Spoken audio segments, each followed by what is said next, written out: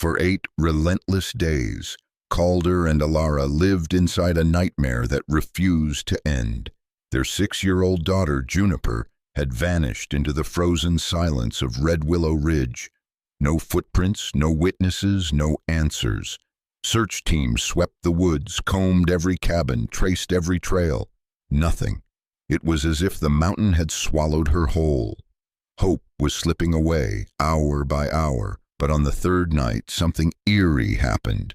At exactly 6:47 p.m., a sharp tapping echoed at their window. When Calder looked up, his blood ran cold.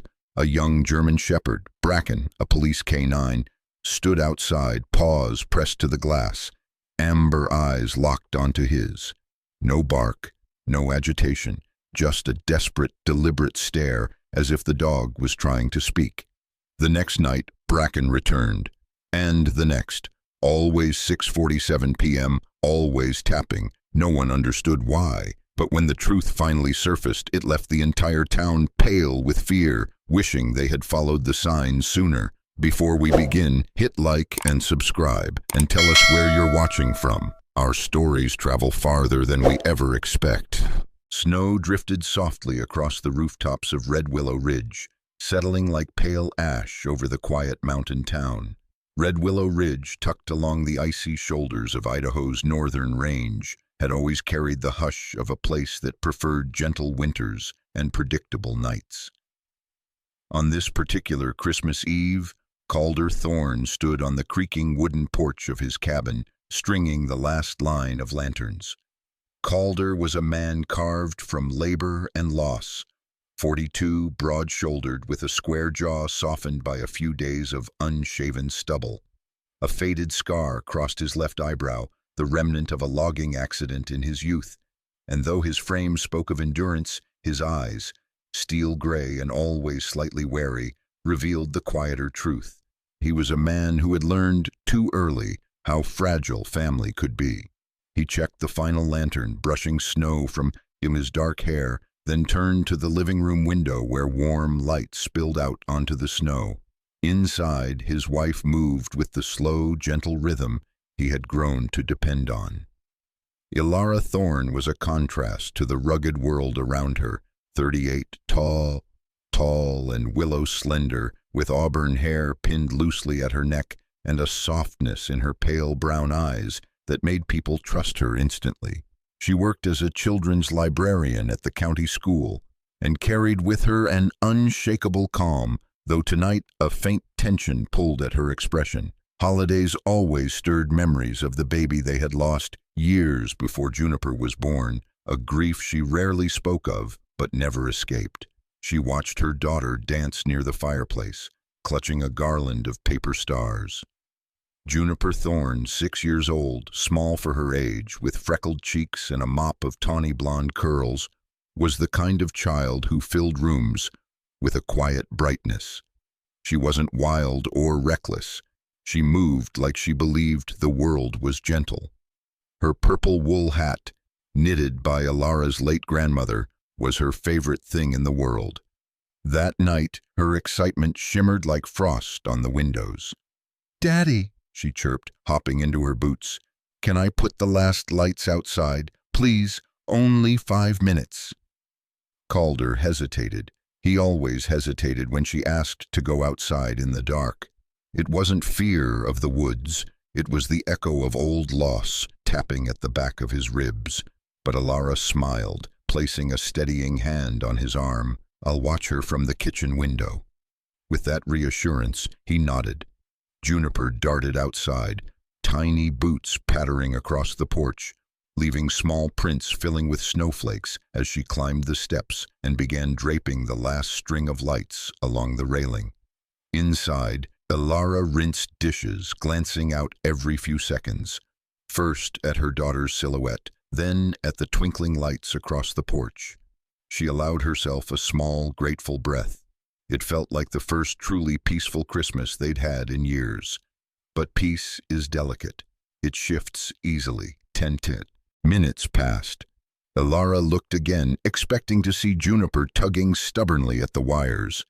Instead, the porch was empty. The lights swayed gently in the wind, untouched. The snow showed only one new thing, the small purple hat lying upside down at the edge of the steps, collecting flakes like a bowl. Her heartbeat didn't just quicken, it stopped, then lurched. "Calder," she called, voice thin. He was at her side in a moment, reading her face before seeing the porch. He stepped outside, calling Juniper's name, his deep voice ricocheting off the stillness. No answer, no giggle, no crunch of small boots, just the brittle sound of wind moving through the pines. Panic is a quiet creature at first. It slips under the ribs before the mind can name it. Calder felt it spreading as he scanned the yard, the woods, the path toward the old fire road. Ilara gripped the railing until her knuckles blanched. Within minutes, police trucks rolled into the driveway. Among them was Officer Harlan Voss, a sturdy man in his mid-50s with a weathered face and a salt and pepper mustache. He introduced the newest member of their K9 unit, Bracken, a 2-year-old German shepherd with a coat the color of burnt wheat and charcoal. Bracken was younger than most working dogs, leaner, faster, with amber eyes sharp enough to read fear before a human did. Recently transferred from a K9 academy in Montana, he was known for 2 things: impeccable tracking instincts and a stubborn streak that made handlers call him the wildfire pup. Calder handed Bracken the purple hat with shaking fingers. The dog sniffed once, twice, then jerked forward with an intensity that made Officer Voss struggle to keep pace. They followed the trail toward the North Pine Ridge, the air growing colder, darker, quieter with every step. Then suddenly, Bracken stopped. He circled once, whining low, pawing at the snow. His head jerked in different directions, nostrils flaring, breath puffing in fast clouds. The trail evaporated, as if something had severed it from the earth itself. Calder felt something heavy and cold settle inside him, a weight colder than the night, colder than snow. Juniper had vanished into the winter dark, and nothing, not even the dog built to find her, could say where she had gone.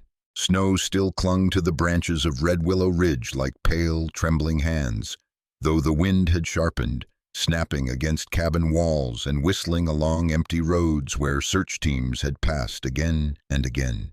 For 2 days, the town had moved as a single organism, flashlights bobbing through pine shadows, tire tracks cut through fresh drifts, voices calling Juniper's name until they cracked.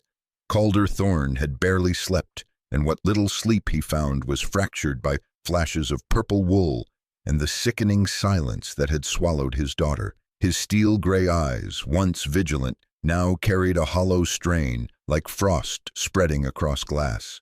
Ilara moved through the house like a ghost of herself, tall, slender frame trembling under thick sweaters, auburn hair losing its neatness, eyes dull with fear she barely kept contained. She clung to hope with the fragile desperation of someone who had already lived through the death of one child and refused to live through another. That third evening, Calder sat motionless on the living room couch, staring at Juniper's paper stars still taped unevenly to the mantel. The cold seeped into his bones, not from the weather but from dread, a dread that gnawed at him with each passing minute. By 6:47 p.m., dusk had settled into full darkness, pressing against the windows. Then came the sound, a sharp, deliberate tap, tap, scratch. Calder jerked upright. His heart thudded in his ears. The noise came again, heavier this time, insistent. Ilara whisked into the room, a dish towel still in her hand, eyes wide with a mixture of terror and hope. Calder approached the window and pulled aside the curtain with a trembling hand.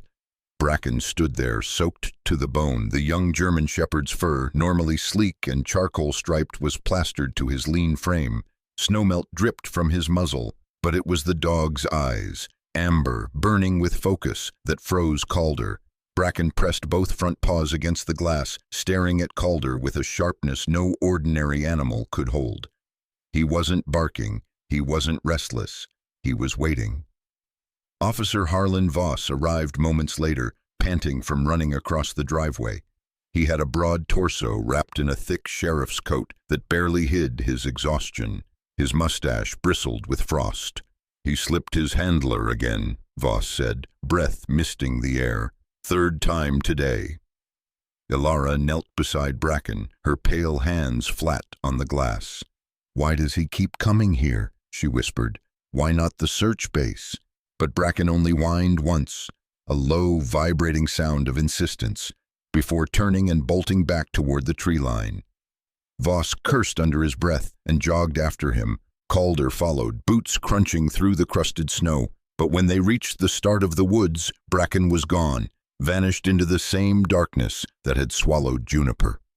The next morning brought no answers, only colder wind and frost biting the edges of the windows. At 6:47 p.m., sharp, the tapping returned. Ilara's breath caught in her throat. She didn't wait for Calder to move this time. She sprinted to the window and nearly sobbed when she saw the familiar silhouette, soaked again, paws pressed to the glass, amber eyes blazing.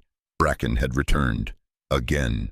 Voss arrived soon after, dragging along a young officer named Reed Mallory, a wiry man in his late 20s with sandy hair, a too large uniform, and a nervous temperament that came from growing up as the youngest of 6 brothers who never took him seriously.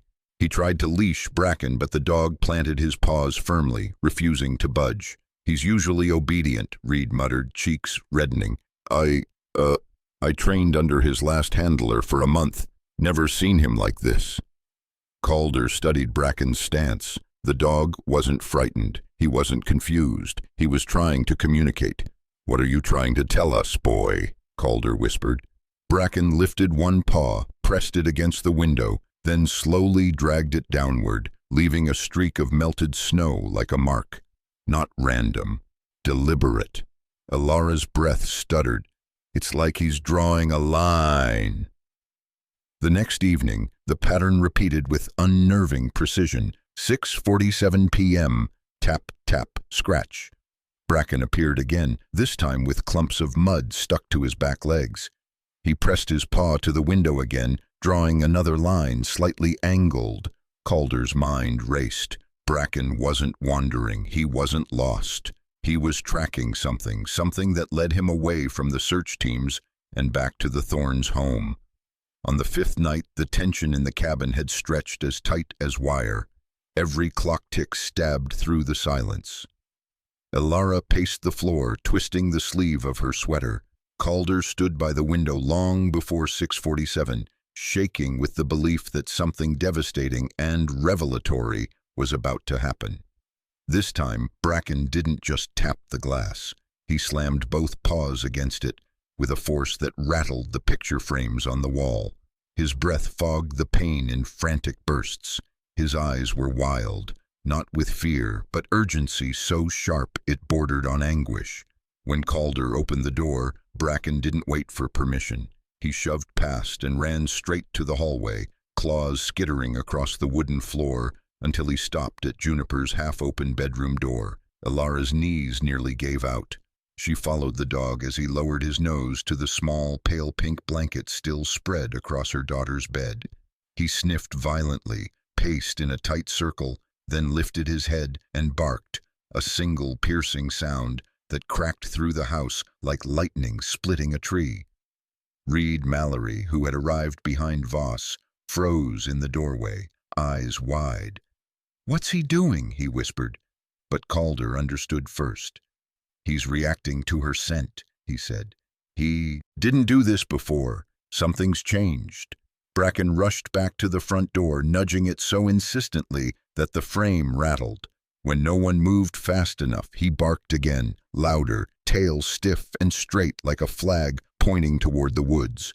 Voss rubbed a hand over his mustache. "He wants us outside. Now." Calder grabbed his coat. Ilara grabbed her gloves. Reed fumbled with his radio, a mixture of fear and adrenaline lighting his pale eyes. Outside, Bracken sprinted toward the tree line, stopping only to glance back and make sure they were following. Snow crunched beneath their boots as a wind gust swept across the ridge. Calder's breath plumed in harsh bursts. Ilara clutched the sides of her coat, thin frame shaking with something more than cold. Bracken reached the edge of the woods, then pressed one muddy paw into the snow, dragging it in the same angle he'd drawn on the window. Then he repeated it, another line slightly curved. Reed crouched beside the marking. Is he giving us directions? Calder stared at Bracken, who fixated on him with an intensity that felt almost human. I think he's leading us somewhere. Snow swirled around them as Bracken turned and bolted deeper into the trees. Calder followed, first in uncertainty, then in fear, and finally in the dawning, terrible hope that maybe their daughter wasn't lost at all. Maybe she was waiting. The chapter ends with the family, officers, and Bracken standing at the mouth of the darkening tree line, faces pale, breaths held, knowing the dog was trying to guide them toward something hidden in the cold, merciless woods. The wind sharpened along the spine of Redwillow Ridge, slipping between the pines like a cold whistle, bending branches and scattering powdery snow into restless spirals. The temperature had dropped again, and the sky had taken on that metallic shade of evening that warned of deeper cold to come. Calder Thorne stood outside the cabin with his jaw clenched and his coat pulled tightly around his broad, scar-marked face. His steel-gray eyes scanned the tree line with the desperation of a father fighting against the clock. Ilara, tall and slender with auburn hair lifting in the gusts, stood beside him, gripping the porch railing so hard her knuckles blanched. Officer Harlan Voss waited near the patrol truck, his burly figure tense beneath the layers of uniform and winter coat, his salt and pepper mustache twitching with each anxious breath. At 6:47 p.m., Bracken appeared again, this time emerging from the woods at a sprint, his burnt wheat coat dusted with frost, his breath bursting into the cold air in rapid puffs.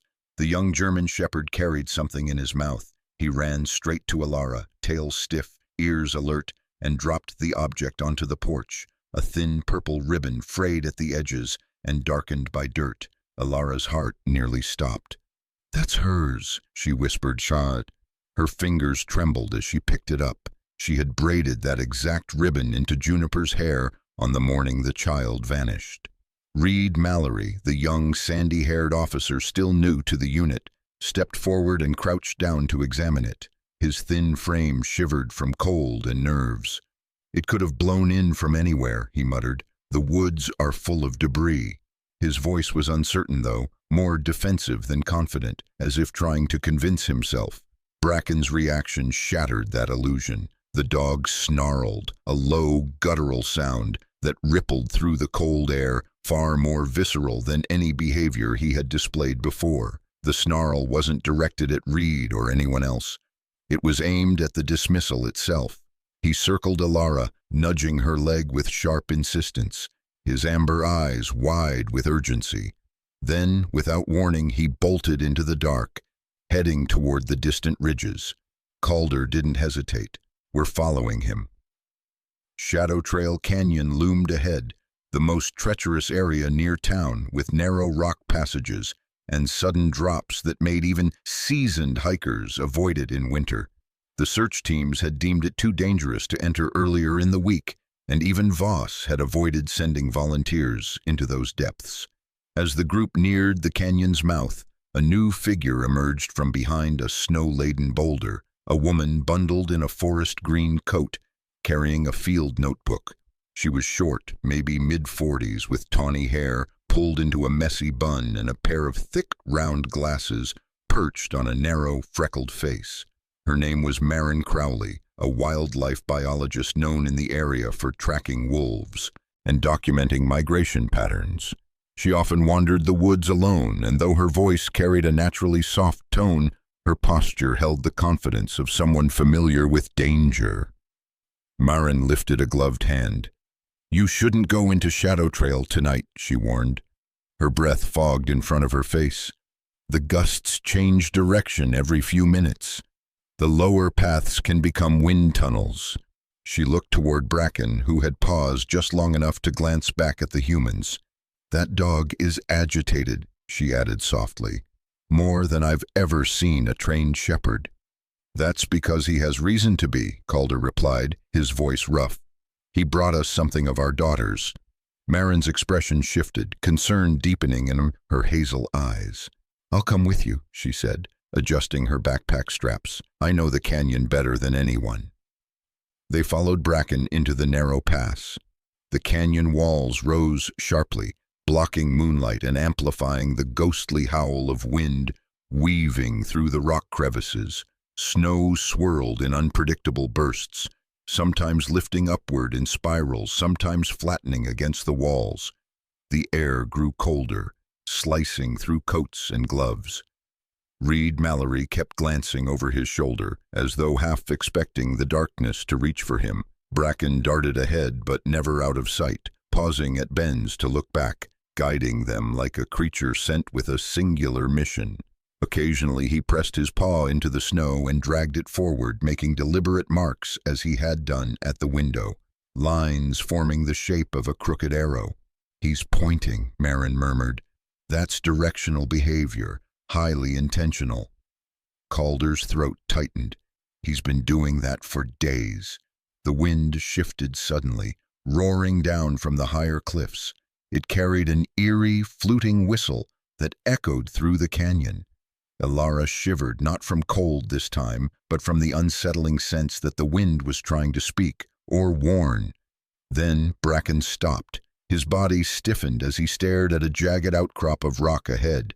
Snow had built up against its base, forming deep drifts. He approached slowly, nose low, muscles taut. Calder and Voss hurried closer. The dog began scraping frantically at the snow. Something dark lay buried beneath the drift. Calder dropped to his knees beside Bracken. His thick hands shook as he brushed snow aside until a splash of familiar color hit him like a blow to the chest. Purple. Not fabric this time. Wooden paint. A small wooden star, painted lavender and dusted with glitter, the exact color Juniper used when she made her Christmas ornaments. It was cracked at one corner, half buried under the snow as though dropped in fear or struggle.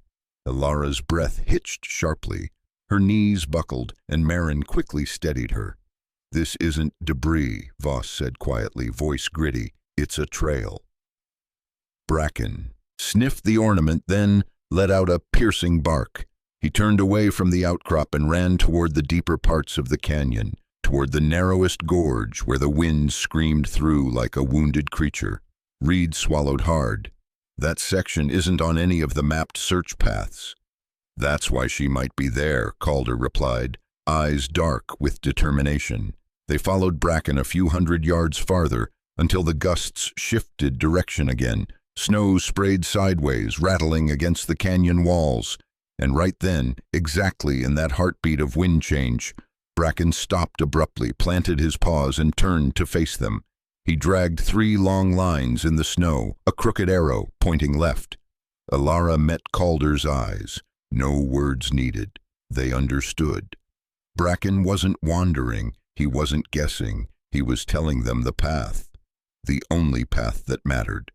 The chapter ends with Calder, Elara, Voss, Reed, and Marin standing at the fork in Shadow Trail Canyon, watching Bracken point toward the narrow, wind-haunted passage, knowing that whatever lay beyond might be the closest they had come to finding where Juniper had gone.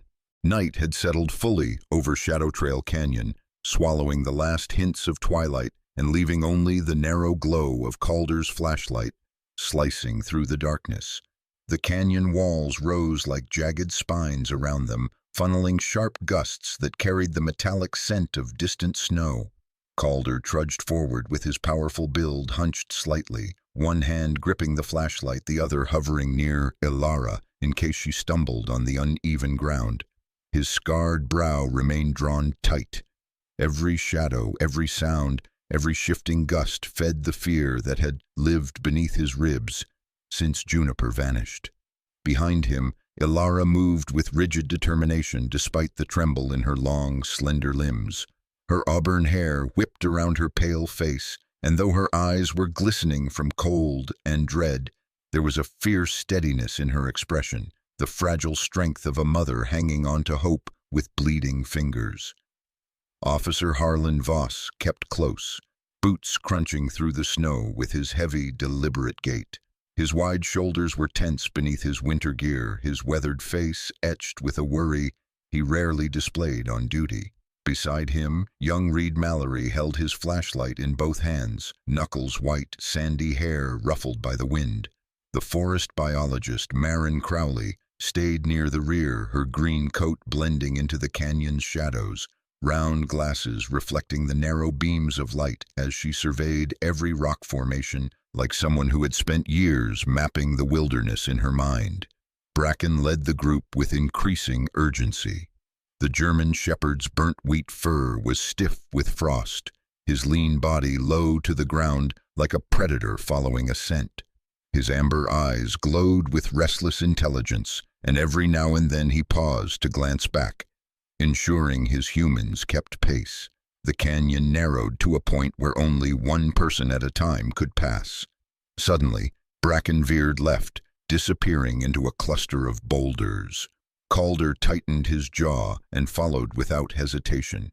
As he rounded the formation, he saw Bracken standing rigid at the mouth of what first looked like a collapsed rock shelf, until Calder noticed the thick curtain of moss hanging like a veil over a man-made opening.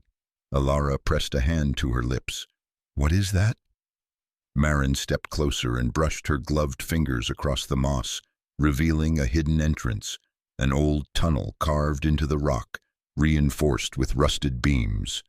"Smugglers used these decades ago," she murmured. "Hunters, too. Most aren't documented." Bracken moved closer to the opening, body trembling with a tension that bordered on fear. His lips curled back, exposing his teeth, not in threat, but in warning. Then it came, a faint, fragile tapping. "Took! Took!" Barely audible beneath the wind, Alara's voice cracked. "Juniper, is that you?" Her knees sagged, and Calder caught her by the elbow. For a moment, everything inside him fractured, the hope, the terror, the unbearable thought of hearing his daughter from inside a pit of darkness. Voss reacted quickly, pulling his radio from his belt, calling for backup with a tone that mixed command with dread. Reed Mallory stepped forward to get a better look, but Bracken lunged sideways, blocking him with a force that made the young officer stumble. The dog's hackles rose in a stiff ridge, his chest rumbling with a deep, warning growl. Reed raised both hands. Okay, he whispered. Message received. Marin adjusted her glasses and leaned closer to the entrance. The faint taps repeated, this time followed by something softer, a breath, a whimper. The sound was thin, muffled by rock and distance, but it was undeniably human. Voss muttered, "Someone's in there, and not alone." Before anyone could respond, a figure stumbled into the clearing from the far side of the boulders. The group tensed immediately, Calder stepping in front of Alara, Voss reaching for his holster. The newcomer froze with hands lifted. He was a thin man and in his late 50s with wiry gray hair pulled back into a short tail. His face was narrow, sunken cheeks coated with a few days of stubble and deep lines carved into his forehead. Snow dusted his shoulders, and his clothes, tattered flannel under a patched jacket, suggested someone who had lived too long outdoors. He introduced himself as Dorian Pike, a reclusive trapper who roamed the forest alone. His voice carried the gravel of someone unused to speaking. "Heard shouting? Saw your lights?" He glanced at the tunnel entrance with clear apprehension. "You folks should be careful. That place has old stories." Calder's stare hardened. "Have you seen anyone in there?" Dorian hesitated. His pale eyes flicked to Bracken, then away. "Can't say I have," but his tone betrayed conflict. Fear or guilt or something else tightly wound. Marin narrowed her eyes. "You're lying." Dorian's jaw clenched. His posture shifted, not threatening but guarded, like someone cornered by the truth. "There've been noises. For days. Thought it was animals. Didn't want trouble." The tapping echoed again, longer this time, weak but deliberate. Alara cried out softly. That was enough for Calder. He shoved past Dorian, approaching the tunnel entrance with a father's fury burning under his skin. But Bracken intercepted him, teeth bared, not at Calder, but at the darkness inside the tunnel.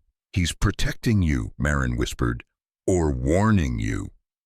Backup arrived moments later, 2 officers and a medic, bundled tightly in winter gear. One officer, Grant Lewin, a tall man with olive skin and a squared jaw dusted with dark stubble, took charge. Confident but calm, he radiated the steady presence of someone who had seen enough crises to move with careful precision. His green eyes narrowed thoughtfully as he examined the entrance. "No one goes in until we secure the structure," Grant ordered, voice steady as granite. But as he spoke, a new sound drifted upward from the tunnel, an unmistakable sob, small and frightened. Alara collapsed against Calder's chest, her fingers clutching his coat as though afraid the sound would vanish if she weren't anchored. Calder felt his heart tear open. "Juniper," he whispered. Bracken barked sharply, the sound echoing off the canyon walls. He positioned himself between the humans and the entrance again, muscles taut, tail rigid, his amber eyes locked onto the darkness as if he could see something no one else could, something dangerous, close and alive. Grant Lewin nodded grimly. "We're going in." The chapter ends with the officers preparing to enter the hidden tunnel while Bracken stands guard, growling a warning into the darkness, signaling that the person inside the tunnel isn't alone, and whatever waits in the shadows is watching them back. The entrance to the hidden tunnel yawned open like a wound carved into the canyon floor, its rusted beams and jagged stone edges swallowing the beams of their flashlights. Cold air seeped upward from the darkness, carrying a faint metallic smell, rust, damp earth, and something older, something human. Officer Grant Lewin took the lead. His tall frame and squared jaw cast a commanding silhouette against the tunnel's mouth, and though snowflakes clung to the dark stubble along his cheeks, his green eyes were steady with the controlled focus of a man who'd handled search and rescue missions under worse conditions. He lifted a hand to signal the others. "Move slow, watch the supports," he murmured, voice gravel-deep but calm. Reed Mallory followed him, holding his flashlight high with both trembling hands. His sandy hair stuck to his forehead in damp clumps, and though fear flickered plainly across his narrow face, there was determination too, more than anyone had seen in him the past week. Behind him came Harlan Voss, his burly silhouette filling the space, his breath audible as puffs of white mist. Calder and Alara remained at the back, Calder's protective stance shielding his wife from the low ceiling and crumbling stone, though both refused to wait outside. The fear tightening Calder's scarred features wasn't just anxiety. It was fury wrapped around love, a storm he barely contained. Alara, tall and pale, moved with careful but relentless steps, every muscle taut as if her body were made of string pulled too tight. Her auburn hair glowed faintly under the flashlight beams, and her eyes, hollow from days without sleep, held one single living flame. Find Juniper. Bracken stayed at the front, refusing to let any human take point. The young German shepherd pushed forward with low, tense movements, ears flat, muscles coiled like a bowstring. He sniffed constantly, mapping scents invisible to anyone else. When he growled, it was a deep warning, a language older than any weapon. The tunnel descended sharply. Wooden beams groaned under the weight of decades. Grant tested each step before moving on, lifting a palm whenever the rocks trembled too much. Marin Crowley followed behind the parents, jotting quick notes in her weathered field journal with trembling gloved hands. The wildlife biologist, short, bespectacled, and braver than she looked, had insisted on accompanying them after seeing Bracken's behavior. "If this structure collapses," she whispered to Alara, "we need every bit of wilderness experience we can get." Then, somewhere deep inside the earth, a soft, keening sound drifted through the cracks. A child's cry. Alara froze. Calder surged forward before anyone could stop him. Grant intercepted him with a raised arm, Slow, if this place collapses, no one gets out. But Bracken didn't need orders. He sprinted ahead, nails scraping stone, barking once, sharp, urgent. Grant followed with wider strides. They turned a corner into a narrow chamber reinforced with rotting planks. There, curled against the far wall beneath a threadbare blanket, sat a tiny figure, Juniper. Her blonde curls, so often bouncing with childish energy, were tangled and dull. Her small face was pale, cheeks streaked with grime and tears, but her chest rose and fell evenly. Alara made a sound that was half sob, half prayer. Beside Juniper, huddled in the shadows, was a boy maybe 8 years old, with short brown hair and wide, frightened eyes. His limbs were thin, his skin sallow from cold and hunger. His name, they would later learn, was Rowan Hereford, reported missing from a town 3 hours away. Grant approached slowly, hands open. "Hey kids, we're here to get you home." Juniper stirred, eyes struggling to focus. When she recognized him as the man who'd visited their house during the search, she reached weakly toward the beam of light. Calder couldn't wait another second. He swept past Grant, fell to his knees, and scooped his daughter into his arms. She was light, too light, her arms limp until she felt his warmth. Then she clutched at his coat with desperate fingers. "Daddy," her voice was barely a whisper. Alara folded around them both, her slender frame shaking. She pressed her cheek to Juniper's tangled hair and wept silently, the sound swallowed by the cold stone walls. Behind them, Reed Mallory wrapped his own jacket around the boy, whose teeth chattered violently. Reed's awkward gentleness seemed to soften the child's fear. "You're safe now," Reed murmured, surprising even himself with the firmness in his voice. Grant turned to signal extraction. "We need medics at the entrance, now." But before they could move the children, Bracken emitted a sudden, violent growl. His hackles shot up like a row of knives, his amber eyes fixed on the direction they had come. Footsteps, heavy, intentional. A figure appeared at the tunnel's mouth, lean, broad-shouldered, wrapped in a tattered coat stained with mud. He had a rough face with sharp, hawkish features, and dark eyes that gleamed with the cunning of someone who had lived too long hiding from the world. It was not Dorian Pike, the timid trapper who'd warned them earlier. This was someone else, someone far worse. A man known in local whispers as Maddock Hale, a poacher who had vanished years ago after being suspected of illegal animal killings and cabin burglaries. He had the look of a man whittled down by isolation, rough beard, stringy black hair, gaunt cheeks, but his posture radiated dangerous confidence. "What are you doing in my place?" he hissed. His voice scraped like gravel. Grant stepped forward, body angled to shield the children. "Put your hands up." Maddock didn't comply. Instead, he shifted a foot backward, preparing to flee up the tunnel. He never got the chance. Bracken lunged like a released arrow, silent at first, then exploding into a bark so fierce it shook the rafters. The dog slammed into Maddock's midsection, knocking the man to the rocky floor. Maddock struggled, but Bracken seized his arm, jaws locked with the trained precision of a K-9 unit, born for moments like this. Grant rushed forward, pinning Maddock's other arm. Reed followed, snapping cold metal cuffs around the poacher's wrists, while Bracken kept his teeth bared an inch from the man's throat, daring him to resist. Calder shielded Juniper's eyes as the man was dragged upright.